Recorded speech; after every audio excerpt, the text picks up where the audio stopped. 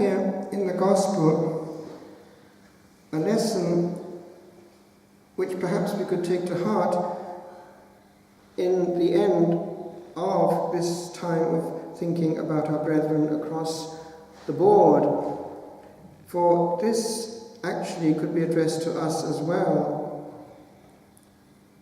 If you were listening carefully, the message was loud and clear. Don't presume. Now, these people who will come from east and west, of course, they're ourselves, coming from the western fringe of civilization with regard to Judaism. But we can find ourselves in that mindset also of the Hebrews and presume too much.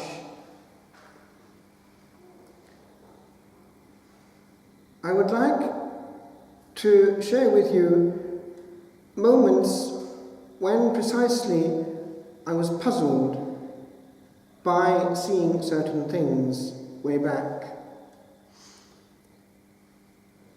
At the age of 13, because of the open-mindedness of our Sunday school teacher, we were all exposed to all that was going on across the Christian board.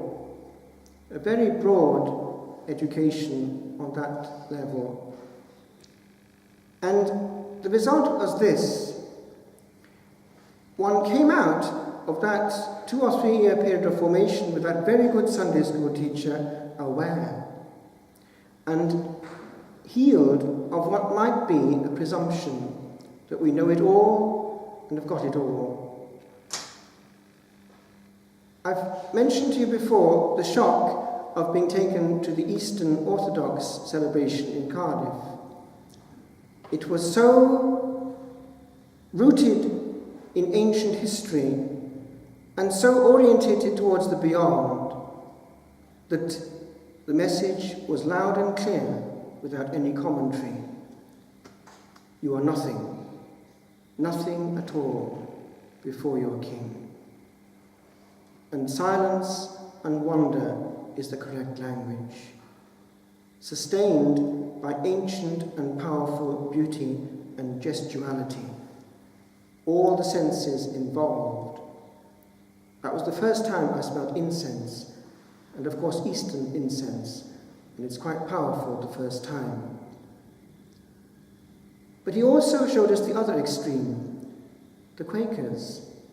Nothing at all, at all, at all, at all, at all. Silence for an hour. He also showed us all the in-betweens, Anglicans high and low, and also our own thing. But the Catholic thing was also in the midst of the experiences, and it was very uncomfortable. It was very close, actually, still in those days, to the Eastern. Because, remember, we had much of what they had. We still have it actually at this celebration. Mystery and silence. And man was actually not the center of attention. It was quite clear. The orientation was Godward. Eventually, things became very tense. I have mentioned to you before that in the case of Newman, he was coming at the thing from a different angle. He knew from reading the Church Fathers, which they were translating, that the situation was becoming very, very uncomfortable. He could see in the Donatists something similar to the Anglicans, on the fringe. But then, as time went on, it ceased to be an intellectual exercise. And he came face to face for the first time with this problem. Can I remain where I am and be saved? Do you see how that changes the nature of the problem? He was beginning to see bits of clear light so uncomfortably clearly that he had to, yes, give in to what he'd been fighting. Now, that was starting to happen to me. And there was one moment at the end of a very powerful meeting in our Baptist church, the biggest one in Wales actually, and a great musical tradition in the Cardiff Centre there. And you know what it was? Something similar to what Newman faced. All the baggage, all the, in his case, Anglican baggage, was up against one bit of clear light. In our case, it was the hugely powerful earthquake of organ music and polyphonic singing, which as a chapel we would automatically produce towards the end of the Sunday evening, filling the place and rocking the place with powerful, powerful hymn singing. It's very powerful. And there comes a point when something inside you is saying, this is somehow home, and yet it's not. Which way does one go? I make a jump. Not long later, I found myself before Providence.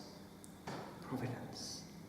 Sometimes we can't find an answer, but the Lord puts someone to give it. Do you know what it was?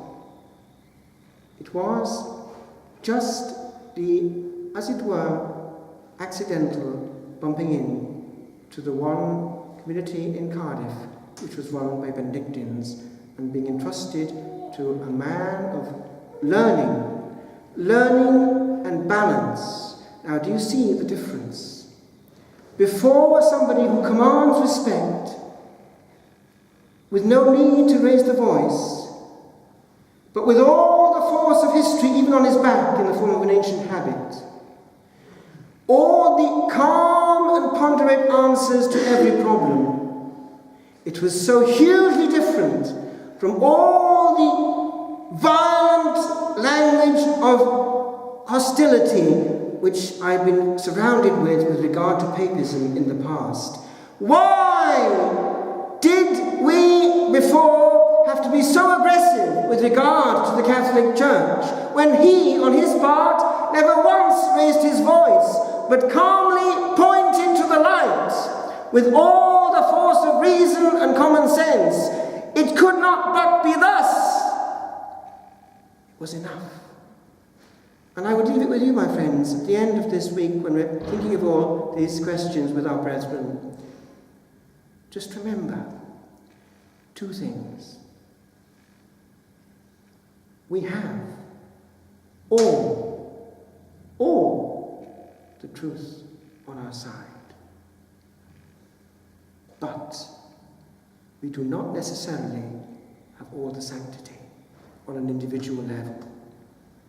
So we have things to learn from the spirit and devotion and sanctity of our brethren. And never ever give tit for tat, as St. Paul is saying here. Love them into being and show that it could but be thus.